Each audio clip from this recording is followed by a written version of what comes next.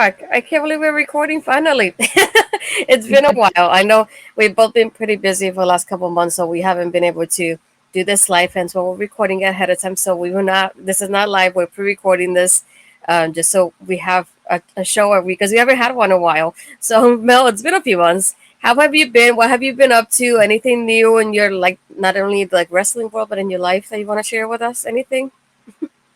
I mean, it is a Melball. It's glorious, glorious chaos from the moment she wakes up to the moment she goes to sleep. And the year has been just like that. It has been some months. It was just before WrestleMania, I think, where we did Mm-hmm. our last one. Holy heck. We've been doing so much. We got Japanese wrestling update going. We got a lot of subscribers now on OLE. Been working hard. Especially you, girl. How are you doing? I'm really tired, but I'm working on it. Well, at this time of this recording, it's a day after your birthday, so happy belated birthday! If you didn't wish Mel happy birthday, you can let her know in the comments. Happy birthday! Let her know. Please show her some love because that's my girl, and her birthday just happened, so we can let that just go without, as we were saying it, without the recording. So yeah, happy to be doing this again. I miss doing this with you because we chat on a daily basis, like text wise and audio Mhm. wise, but we don't see each other like face to face like this often. And we see each other like Um, on the shows, but we don't see each other like this. So it feels weird seeing your face right now. And I'm glad to finally see your face, my lady. yes, and we've got some nice dramatic effects happening with you. Your hair is blowing in the wind. I love it. Yes. I'm You're like melting here one in of your Florida. romance novel covers. I'm melting here in Florida, so I definitely need some help. You look, we're in the 80s right now, so if you don't want Oh, to see me melting like Olaf, I do need my fan in here. Hopefully, you guys can hear it. in summer. There you go. You feel me. But yeah, we I do. definitely have a few things to discuss. We wanted to like forget about what we had on the notes that we had on the show we were supposed to do a while ago and just go with some more recent stuff going on. So first, we wanted to start with Mercedes Moné debuting in the AEW. Finally, it feels like a long time. Because I was feeling kind of like torn about it because I understand why they were holding her off into the pay per view because you want to be like, oh, it's a pay per view, it's her first show back, and it's exactly a year from Mhm. her injury. But I always hated the fact that from her debut up until Double or Nothing, we didn't see her wrestle at all. It's like I want to see her doing more than just beating up people. Like I want to see her actually wrestling. But I'm glad that now she's a TBS champion. Now she already had a title match against Sky Blue as well. So we already see her like being active and everything. But overall, I really enjoyed that match with her and Willow. It was really well done. I can't wait to Mhm. see what she does next. Though, it's like what's the next person to go against her? We'll go into that part in just a moment. But how did you feel watching that? I think you watched it live, if I'm not mistaken, too, right? Yeah, yeah. I also saw the clips of her like making her debut coming out when Willow had just won that title. And that for me, I think was the only thing I didn't like about the process of her debut. Because for me, it was like, Willow just won that title, girl. Mm-hmm. Give her a hot minute. Like, let her have her time, especially when you just took it right off of her.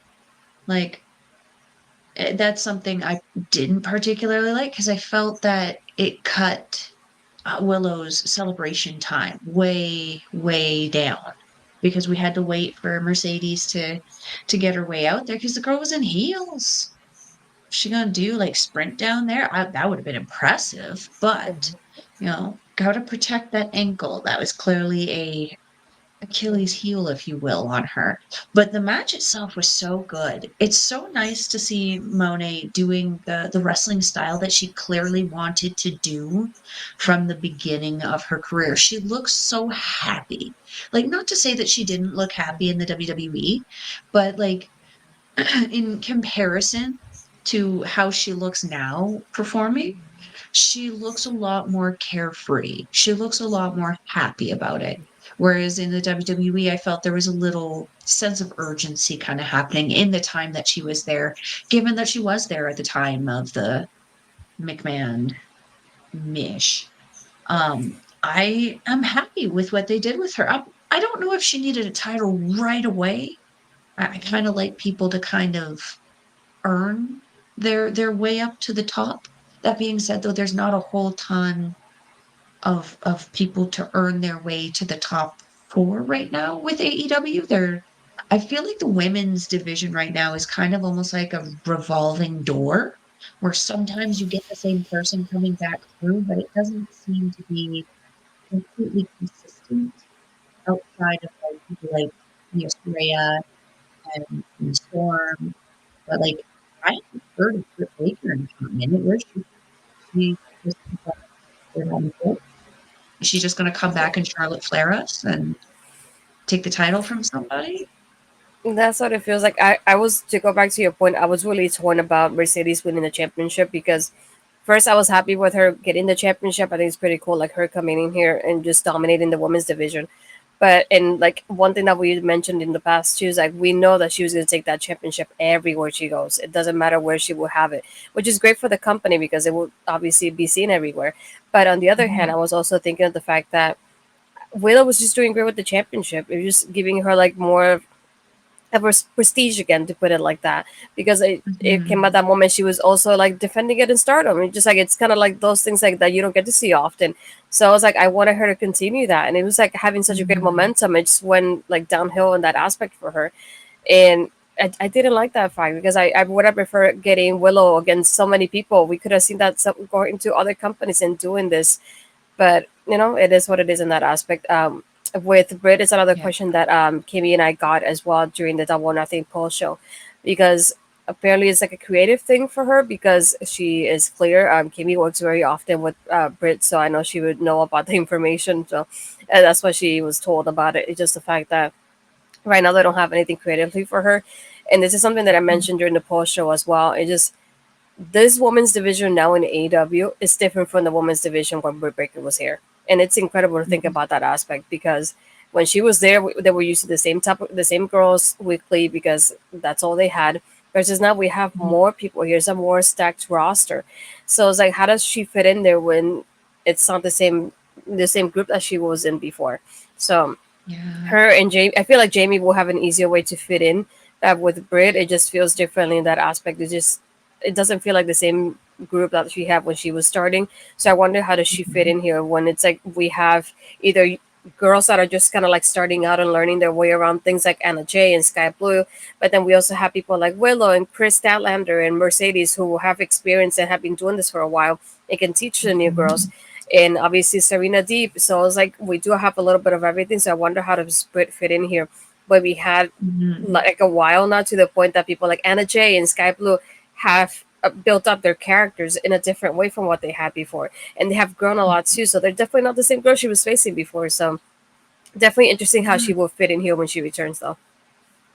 yeah, yeah. Because like, is Julia Hart still wrestling? I haven't heard her mentioned in a little bit. Is she injured? Yeah, she got injured, and that's why she lost the championship to Willow because of the injury. Hmm. Oh, okay, that would make sense. Yeah, Yeah. that would make sense. It'll be interesting to see how they kind of play it like that. Because I don't know. I feel like Willow is a little bit more willing. A little play on words there. Willow is willing. Willow is willing to kind of work those stardom shows. She's willing to make the travel kind of work. I don't want to say that she would not, but I feel like there's a less likely chance that Mercedes would be willing to go over to Japan or Japanese, go over to Japan Hmm. to work like one of their house shows. Whereas like I feel like Willow and also the women's strong champion, Stephanie Valkyrie, she will also go over there and work those house shows very easily. And like they're I would consider highly credible champions as well and highly credible wrestlers as well. So I don't know. That being said, though, the point you made where Mercedes is going to take that title around, not just to wrestling things, I think is the bigger point to make in that it will spread a little bit more like noise, make it a little bit more noise, spread a little more news, make AEW a little bit more something to pay attention to when she's walking the red carpet and the title belt is an accessory as opposed to a clutch. You know what I'm saying? Like that's gonna help them out a lot more than it's gonna help someone like WWE. It would be cool to see them doing that too. Yeah. And now that you mentioned her, we definitely got the tease of Mercedes versus Stephanie for Forbidden Doors, so that's pretty exciting. Imagine that. I was like, do we get the both titles on the line? I wonder because that's something that I'm really like. They obviously there's just a tease. They haven't really officially said anything, but it's Mhm. definitely coming out after Mercedes gets her win with Sky Blue. We do get that tease for Forbidden Door, but I wonder now, is it TBS Championship and New Japan Strong Title, or do we get one or both? How does this work? Because I'm curious. I don't know if I want to see both of them on the line, because imagine that we get Mercedes winning after everything, because she was supposed to be the first champion to begin with and she didn't win it because of the injury. So I wonder how that will work out with her being a double champion in like AW and New Japan. Being that you watch New Japan, how do you feel about this? Poorly. Poorly. Do I have a problem with Mercedes winning the NJPW Strong Women's Championship? No. Do I have a problem with her winning it when she already has an AEW title? Yes. But it's probably going to be not for the reason most people are expecting. For me, I have no problem with Mercedes, the person, like that. The women having the titles are not the problem. The fact that the most major NJPW title is currently on John Moxley, who is also an AEW superstar, that would be my problem. If she was to beat Fakir, I wouldn't have a problem with that. Their styles are actually very, very comparable right now. In fact, I would say Mercedes might have a little bit of a struggle with Fakir because Fakir hits so hard. Her kicks, especially, are gnarly, and her move set is so unique that it's hard to kind of train and like scout for what it is that she's going to do. This is why she's so unbeatable in CMLL, and she's absolutely savage and unapologetic about it as well. And Mercedes has that same kind of badass attitude to her. She also does tend to make her size not really an issue because she is usually smaller than most people she's facing. She kind of uses her size to her advantage, which I think will be good. Mm-hmm.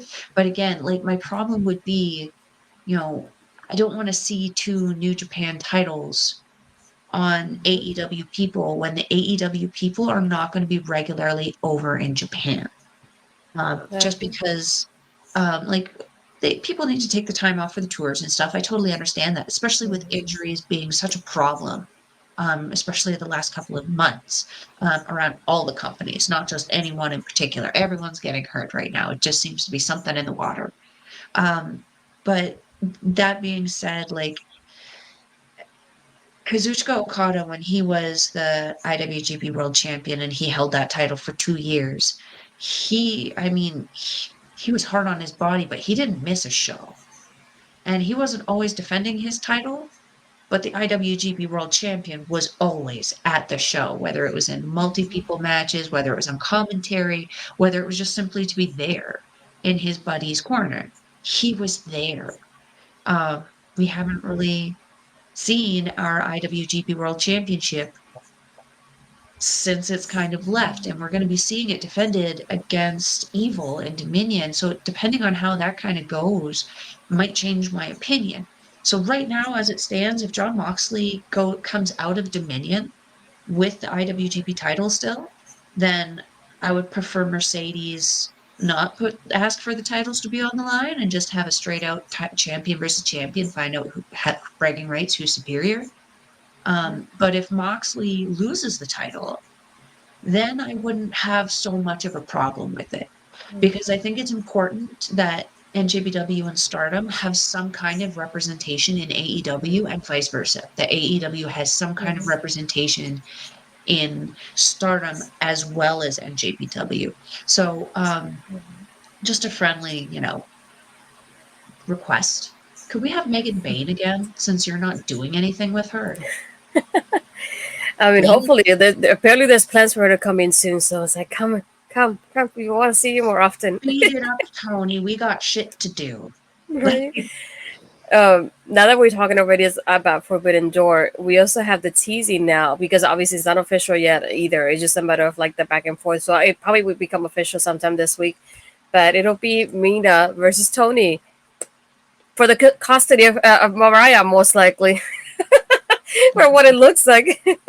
So I was like, do we get Mariah in the middle of the graphic? Because that would be very funny to see for me, at least visually in the graphic. But The yeah, it's like best we, visual would be Mariah in the middle with one arm in Mina's right? arm and one arm in Tony's arm. They're playing tug of war with her. Yes. Perfect. I can imagine that because I feel like Mina is one of those people that, so far from what I've seen, she's really captured the audience here in the U.S.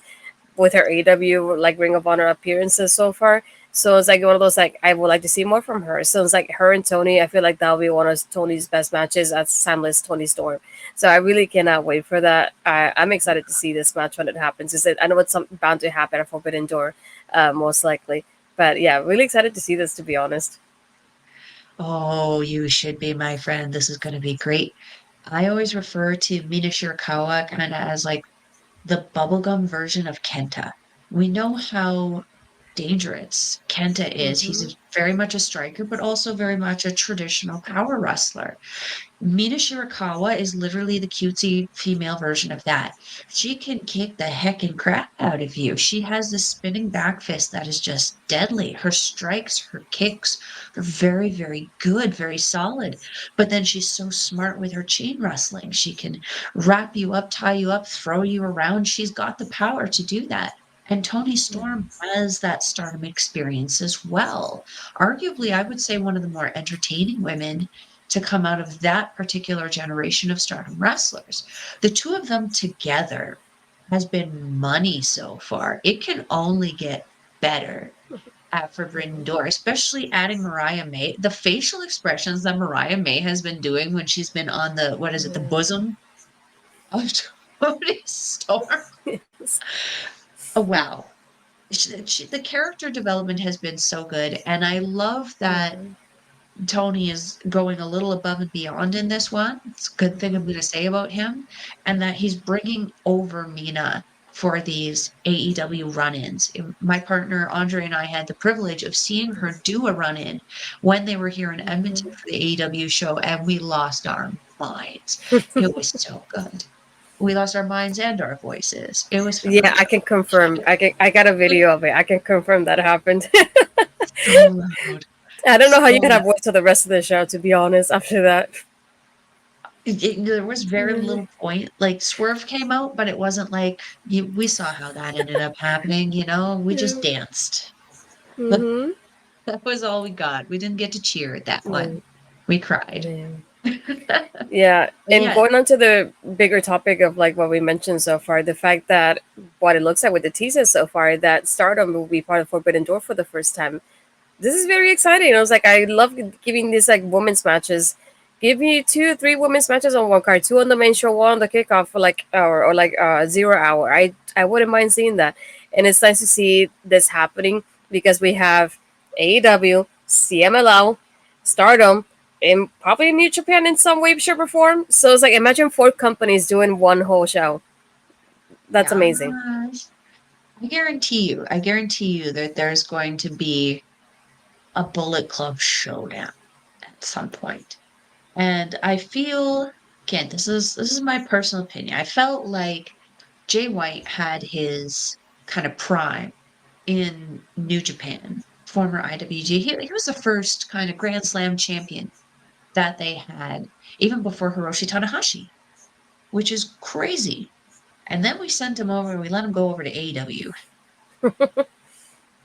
And now he's a Yeah. part of the Bang Bang Booty Gang. And they're just, I mean, he looks fantastic. And of course, gold always looks good around Jay White's waist. But I feel like he's lost a very major important part of himself since he took that shillelagh hit to the head from David Finlay. So I think that it would be a great opportunity for David Finlay to kind of show up and challenge not only Jay White, but I think it would be a good idea to see a trios match. I want to see the Bang Bang Booty Gang getting in there. And Juice. Juice is back now, so you could have an 8-man Mhm. tag, put in David Finlay, get Gabe Kidd, NJPW Strong Champion. Then you have the IWGP Junior Tag Team Champions and Drilla Maloney, Clark Connors. I'm writing your stuff for you, Tony. I like what you're cooking in here. Keep going, Mel. Sprinkle a little something else in there. Maybe we'll bring in Gato. That's not going to be great, but it'll still be fun. Yeah. Just saying. Yeah, the Forbidden Door is just this is going to be such a good show. I'm so happy that my cat is there. I'm so happy.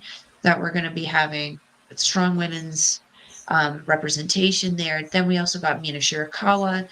I'm excited to see who else they bring up from both CMLL and Stardom because there's what are they called? Las Tásicas, all female faction down there who I think would probably have a really good kind of show off with Soraya and her little minion if she can find And another person. Like, there's so many opportunities and potentials. There's so many talents in both companies. The content already, can just yeah. write itself. Hmm. Yeah. And I wanted to bring up another topic since we're already on kind of like the umbrella of AEW as a whole. That something that's been kind of teased, I guess, during like I think it was the media scrum, if I'm not mistaken. The fact that it makes it seem like Tony Khan has been thinking about AEW mixed tag titles. We had a lot of like what we call the couples in AEW bringing up and posting like, oh, that would be cool because we do have Saraya and her brother. We have Ty and Johnny. Um, I know we if I mean they decide to bring them back. We do have Kip Sapien and Penelope Ford. So there's a couple of couples within AEW, but I'm torn about it because I feel like that would be cool in that aspect because I think about how Mixed Max Challenge worked in WWE. We didn't have any titles, but the fact that we had the mixed tag matches happening, they were so fun to watch. And it's not often something that we see in WWE. But then I'm thinking of AW, and it's like they have so many titles and their shows last so long because they have almost every championship on the line. How would it feel like with one more match now for an AW mixed tag titles? And it's just like another thing that I keep thinking about that aspect of I feel like they don't spend enough time on certain championships, especially when it comes to like Ring of Honor, for example. They're not really a priority right now. So, how is that going to work out with Tony Khan being in charge of the storytelling for the mixed tag titles? So it's like it's a lot of things to think about all at once. We just bringing up one idea, but it's a lot to think about afterwards when it comes to this idea. So it's just something that kind of I'm torn about because I would like to see it. Don't get me wrong. Like I think it's something like in WWE will work out every so often, like a mixed bags challenge, something like that, like a seasonal type of thing. But I don't know how I feel about mixed tag titles though. I feel like it's excessive. Um, but I also feel that the amount of things that Tony Khan seems to think that he can do on his own when he literally has the money to hire more qualified individuals that he can just oversee do all the work for him. Had, has this guy never had money before? Did he not grow up privileged?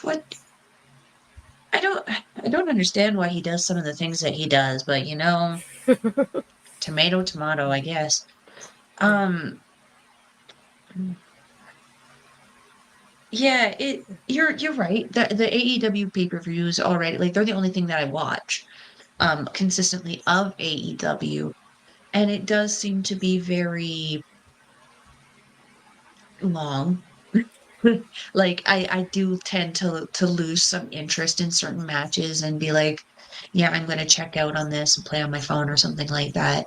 Um, so maybe having like an extra set of titles would maybe not be a smart idea.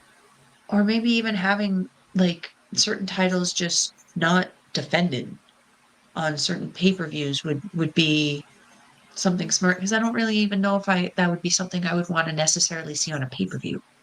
They That's could true. be something that they could have like regularly on one of their other shows. I think that would be pretty cool because No. it doesn't even have to be like necessarily couples. Like as long as you have like Julia Hart and Malachi Black, Yeah. like Or her and Brody or King even because Brody they've been King. more paired up. Yeah. Yeah, her and Brody, like that could be a good team. Oh yeah. Absolutely. They don't have to be a couple to be, Mm-hmm. an effective mixed tag. And I've seen some Yeah. amazing mixed tag in the historic crossover show with Stardom and NJPW. Like, again, they were just a fun ride. They didn't need a title kind of attached to them. I do appreciate that Tony is trying to do something different and unique because that's not something that I've really ever heard of. There might be some smaller companies that have that, but I don't I Yeah. don't know. Um, but I don't think it's necessary right now for him to add more to his plate until he's kind of figured out what he's doing with the rest of the stuff on it. Does that make sense? Like Mm-hmm. maybe figure out your women's division entirely, or at least to the fullest extent of your ability, and then maybe consider doing something like this. But like let's maybe focus on fixing some other things first before that. I don't think it's necessary. Yeah, definitely feel you on that one. I also wanted to bring up something that happened very recently that you and I didn't get to discuss, and it's apparently one fan that was at ringside. I think it's for one of the Canadian shows, so it's one of your people. That came up and had We some don't comments claim of. them. They had some comments about Sky Blue as she was wrestling, and we saw a lot of people supporting her, letting her know like we're here for you because of how you are as a wrestler, not because of your body and everything. And I think it brought Mhm, up a very important conversation too, to the point of how women are still like sexualized, and it's something that we have discussed before on overall on the podcast before. But thinking mhm, of like this particular part with Sky Blue, and it's like yeah, we do see a lot of people like look at her physical features, to put it like that. So I don't have to say the word specifically, but a lot of people end up being like fans of her because of her physical aspects, and they forget about her ability as a wrestler, who she is as a wrestler too. And mhm. I feel like that happens quite often with the women in, I say, any company, to be honest. And just like the fact that some people decide to like connect a little bit more with them because of the physical aspect, and they end up demanding a little bit more from them because they think they own them because they like them. It's like they want them to have a one-on-one with them, they want to chat with them and things like that. And that's when the ladies are like, yeah, this is not it. It just, I feel like it brings a different kind of attention towards them that they are not they're not really calling for, to be honest. And just like seeing Yeah. that, it just made me think so much of how the vision of women's wrestling has changed over the years because of this. Because we went from, like we mentioned before in other podcasts, it's just like the fact that we went from mud wrestling matches and bra and panty matches to like serious matches. But even still, obviously, it's something that we mentioned, that women's wrestling is not entirely taken seriously because people keep thinking of the women as objects and sexualizing them. Mhm, And it's something that we see happen so quite often, and obviously we don't stand for it, like I say we as in mhm. us here, but it's something that I wanted to bring up to get your thoughts on it, because it's something that really bothered me as well, thinking of like how many women get seen kind of like objects because of their bodies nowadays still. Yeah, yeah. We don't claim that one. I saw that kind of happen. They were on the other side of the ring from where we were, and unfortunately, right at ringside. And even more unfortunately is that the man who was doing Mhm. this, had a kid there with him. That I think is the worst Yeah, part. So you're not only showing you're an idiot, but you're also showing your kid that it's okay to be an idiot. But I guess kid kind of figured out that it's not okay to be an idiot because his dad got kicked out of the show. So very true. it's unfortunate that it was at the end of the show so that they got to enjoy everything else before being kicked out. But Yeah. this is always such a difficult conversation because for me, being a woman and having been in situations where I have been sexualized or put on a pedestal, and as a result, men have thought that they can grab on me or tell me to do things or demand things out of me, and it's go F yourself. But eh, the problem that I have with wrestling right now in regards to the outfits and stuff is Sky Blue wouldn't have to deal with that if it wasn't put on her that her gear had to look like that for her to be relevant. You know what I mean? Mhm. Like it's a lot of pressure is put on us to show a lot more because there's a lot more things outside of wrestling, like in fashion, in influencing, all over media, in other professional sports. It's put on us that if we don't look a certain way, we're not going to get a certain place in our career, despite our talent. So like this kind of stuff always kind of it bothers me, but also kind of makes me go, how much of it is our fault as a society that these people have to deal with it, and how much of it is, you know, individuals just being idiots. Um, I personally like again, I've said this all before. Astrid and I, if anybody saw how we talked about people privately, the men that we like, people would probably be like, girls, get you to a church and read your Bibles. Like, but we don't feel the Mhm. need, and I don't feel it necessary to share with everybody around me or the Mhm. individual that I'm infatuated with, that I'm infatuated with them. And I think Mhm. something that fans, particularly these male fans who are getting obsessive compulsive with these women, you have to remember it is a privilege for them to interact with you. And you earn that interaction by being a good person. You don't earn that by being a dominant prick. That's not what this is. She's already doing the dominant thing that you're not capable of doing. That's why you're in the seat and the ringside and why she's in the ring doing her thing. So I think people just really need to remember, be humans. If you want to speak to your daughter that way, don't open your mouth. If you want to speak to your mother that way, don't open your mouth. And don't do it in front of kids. People are horrible enough nowadays. You don't need the next generation being horrible too. Mhm. Pastor, what did you think about this? And just like you said, it's just one of those things like I get when you like really like somebody, you have crushes and things like that. To me, that's something Yeah. that you share with yourself privately. It's like I don't want the whole world to know. It's like what's one of those things like you should keep to yourself. It's like especially when you have a child next to you that's listening to everything you're saying. It makes me think. I wish you had a mom that would tell you not to say that out loud, or your wife, or even your daughter to say, "Don't say that because that could be me." And look at how you're responding to her. And I feel like sometimes we need those men to actually have that female presence in their lives to tell them, it's like, don't say that because you wouldn't want anybody else to say that about me, for example. It's like, and that's when you put it in a different kind of point of view when you put in their shoes if it was somebody in their family. And they probably wouldn't like that if that happened, to be honest. But it is what it is. It's just Exactly. unfortunate that that happened. But on to better news, to put it like that. Yeah. We're going to jump ship to another crossover that we have.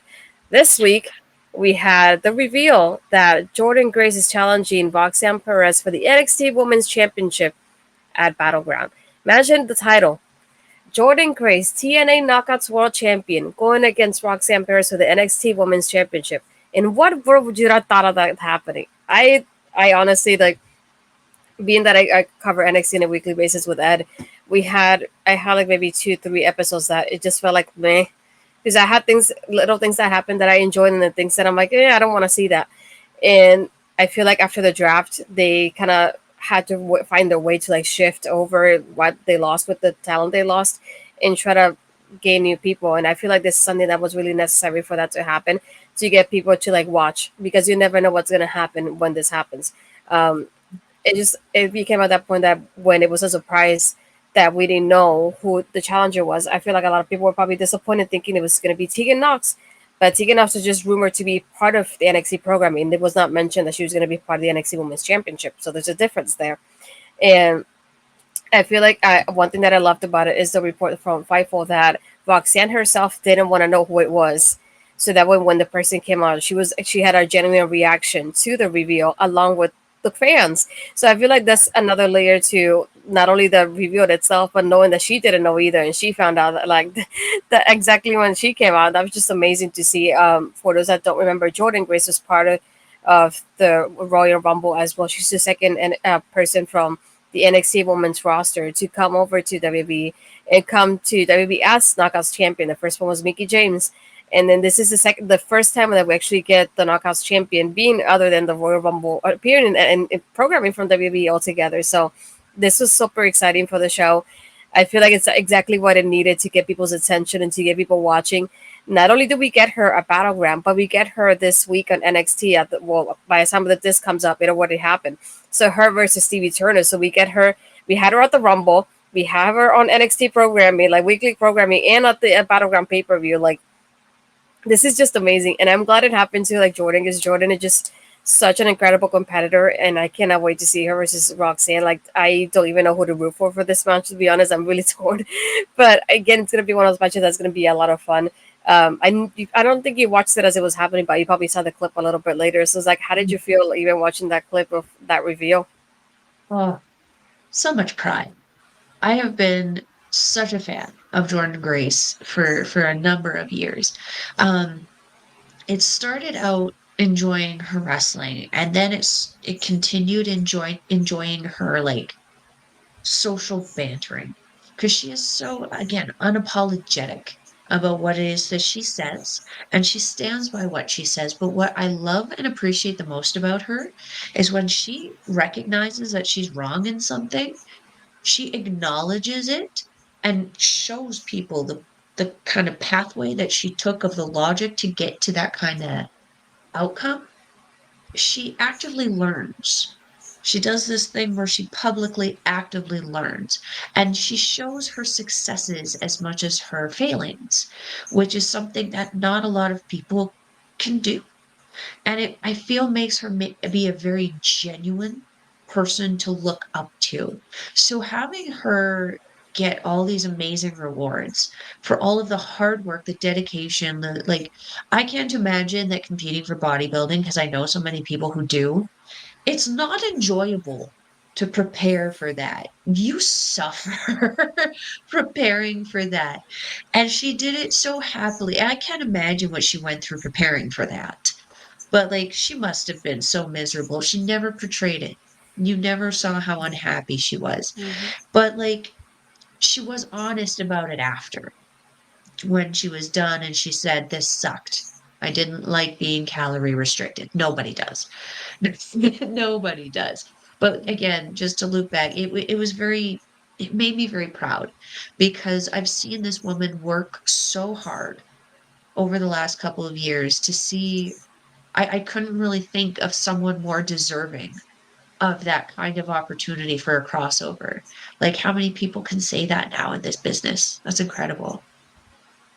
Yeah, I think it's very fun. Not only that, thinking of her, but also on the other hand, now it's been, I don't want to say advertised, but it's been rumored, I guess, so far that her title match in Against the Odds, which is on the 14th, if I'm not mistaken.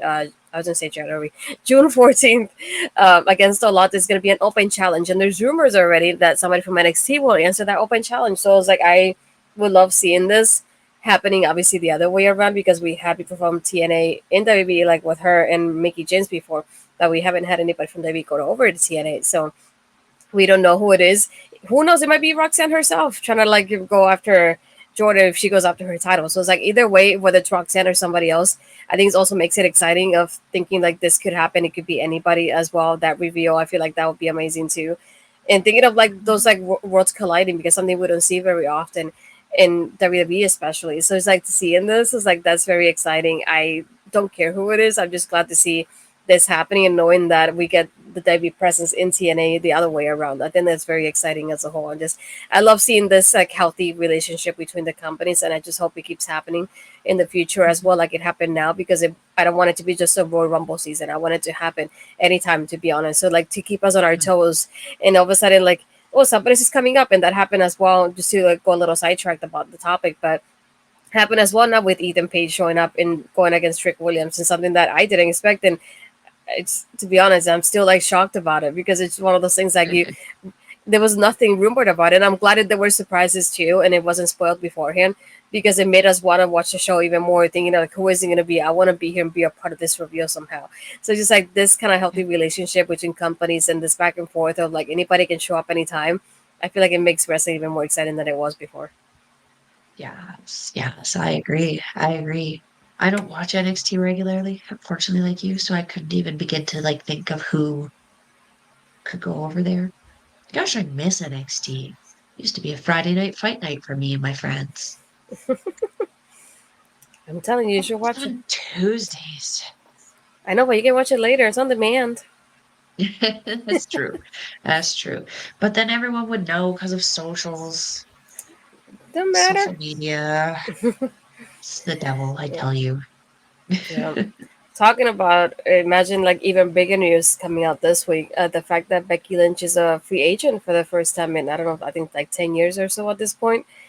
Wow, Yeah. like it's incredible thinking of all these like contracts that are expiring and they're not even in negotiations. So it's like it feels we're talking about this kind of topic, but I couldn't not miss the point of Becky Lynch being a free agent. And it's just like I feel like even though she might resign with AB in just a couple months anyway, but she's thinking about the fact that this happened, it just feels crazy to think about. And Natalia is another one that her contract it's about to expire, if I'm not mistaken, as well too. So just think about the fact that this is happening. It just feels kind of weird to think about.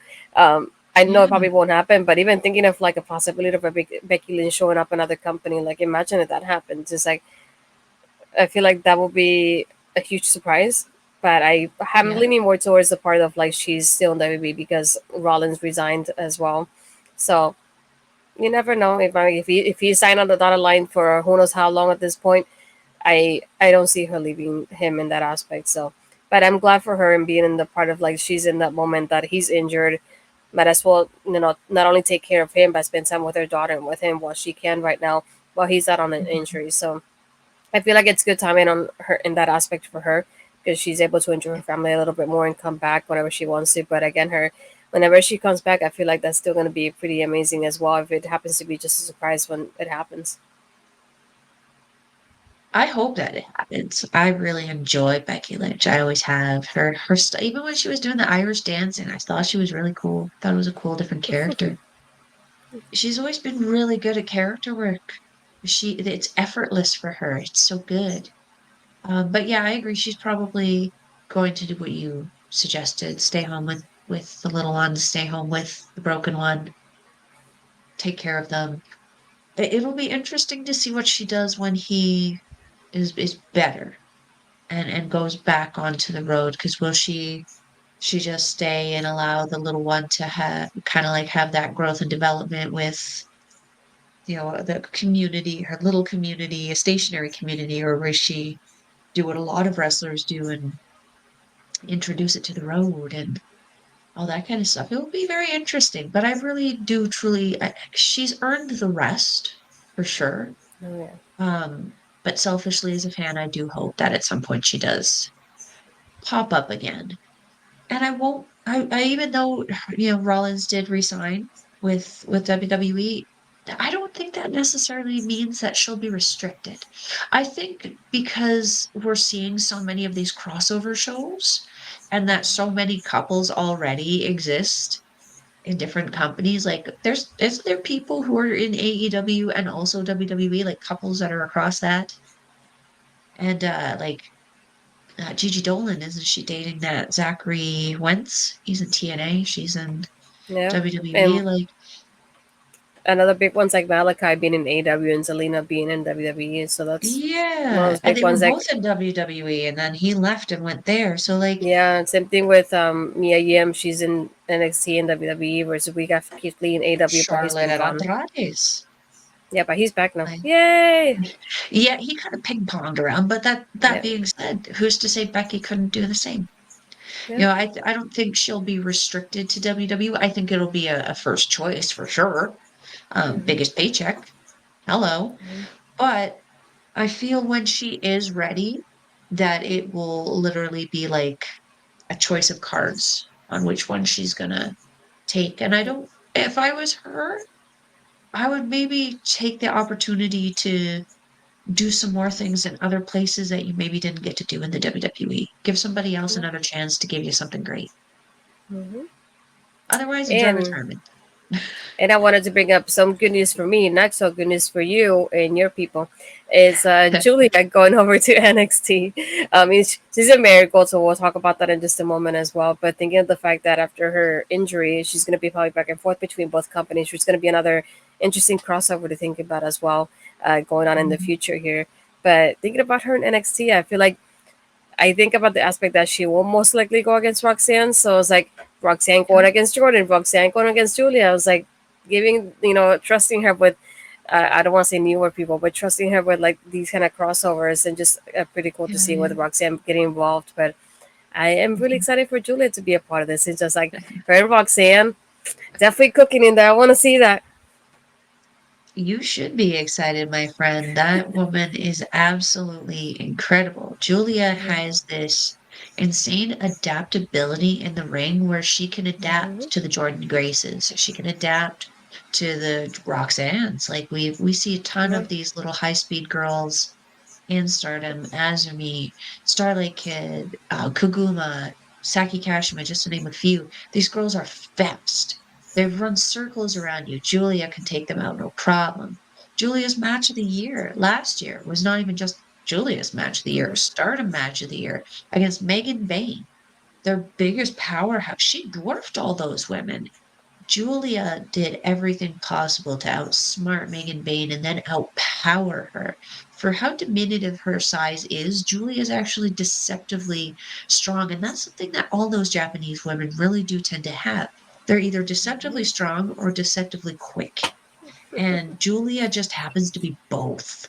That your guys' roster is going to be in for a treat. But what I do hope is that this opens up even more kind of crossover opportunities for Marigold and NXT together. Because if they could send people over for a 2 week tour in Japan, or send some of the Japanese girls over for a 2 week tour in WWE, I feel like this would be tremendous marketing opportunity for both of these companies and would only benefit not only them, but us, the fans. Because these girls hit hard. Y'all ain't ready. Y'all ain't ready. Girls got to train for this ish. You better be ready when Julia touches down because it's not far either. She's coming in, what, June or not June, July 13th? Most I likely, I think. would say between July and August. You never know at this point, but it all depends on her injury. But still, it's like I feel like the timing will be very interesting to think about with It, Roxanne and get involved with her too. yeah, because she injured it in the end of May there, or sorry, the beginning of May. She's had surgery already. She's out of the hospital. She's recovering. She's still scheduled to face Sari at the Mario Gold show that I believe is on the 7th of July, which is just a little over a month away. She's still confirmed to wrestle this match. They have not canceled it. She's still going to be there. And as far as the confirmation is gone, she will be also competing at the NXT show at the beginning of July there. So I kind of feel like she's going to do kind of what a local person here has done, sort of Irish, and that they are like, she's going to be like 85, 90% healed, and she's going to be wrestling with a splint. Like, and it might be a little dicey on the hand that she has. She might favor it. She might try to keep it away from the person. It might be, smarter in the long run for the person not to target that hand, but it's going to be a target. It's going to be an obvious target. But yeah, as far as I know, she is still confirmed to wrestle 2 matches at least at the beginning of July. So we'll Yeah, and see. thinking of and now that you bring it up, thinking of Marigold too, how does that been for you watching it? How does it feel Oh, different from Stardom too? it it's interesting because there's so many people that we already know. Like with Mirai, Utami Hayashishida, Julia, Mirai, or sorry, I already said Mirai, Mai Sakurai, Victoria Yuzuki, Nane, Takahashi. There's so many names that we already know, but there's so many names that we're getting introduced to also who we didn't hear about beforehand. So it has been such a privilege to watch these girls. The problem that I have is that I don't have any commentary right now. So I don't know what their move names are called. I don't know what some of the moves are. And I don't like, I'll get confused sometimes as to who I'm watching. But what I do love is that since the separation of these stardom women to start Marigold has happened, all of their shows are going up right away on Russell Universe, which I believe is 999 yen or like $10 Canadian. And they're coming up right away, almost live. And Stardom is also doing this. Before I'd have to wait like 3 or 4 days before I would gain access to the shows. Yesterday, I watched a show live happening, one of their house shows in Stardom in Japan at like midnight. So it's been a very positive change so far. I hope that the positivity kind of stays that way. But yeah, the overall look of Marigold is so crisp. It's fresh. It's new. Their logo is very cool. Their championships they've already unveiled. They're ready to start the tournaments for that. I'm just so stoked to see how they continue to grow because the women all look so completely different now, all of these women except for Julia. Julia still looks the same, but she got her old music back, which I appreciate because it was much better than whatever Final Fantasy Village music she had. upon leaving Stardom. It was not something to get you excited to see wrestling. It was like, I'm gonna go sell all of my inventory because my pack is full.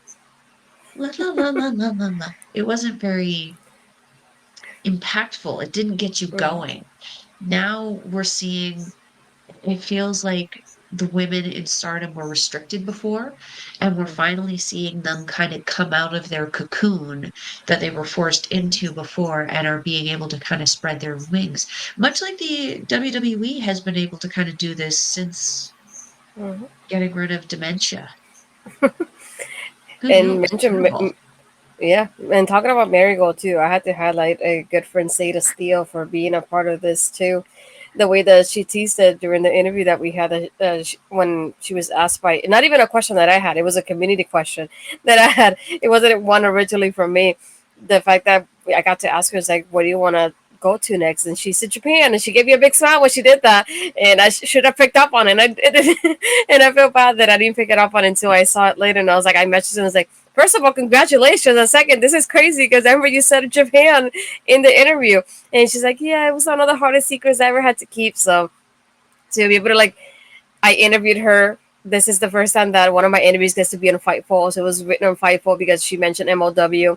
To the fact that she shows up in Marigold, it's like everything happening with just this one interview. So crazy to think about. So really happy to see her getting this highlight. It's just pretty cool for her. I feel like she does a little bit of character work, especially her character is just like on point. I feel like she does that like so well, and I love seeing Oh, that from yeah. her. So just to see that the videos on Twitter of like the promos and back and forth that she's had so far. It's like I just love seeing. I'm very happy for her to be getting this experience of going to Japan already, and just like I think not even 2 3 years under her wrestling career so far. So just it's just amazing. I love it.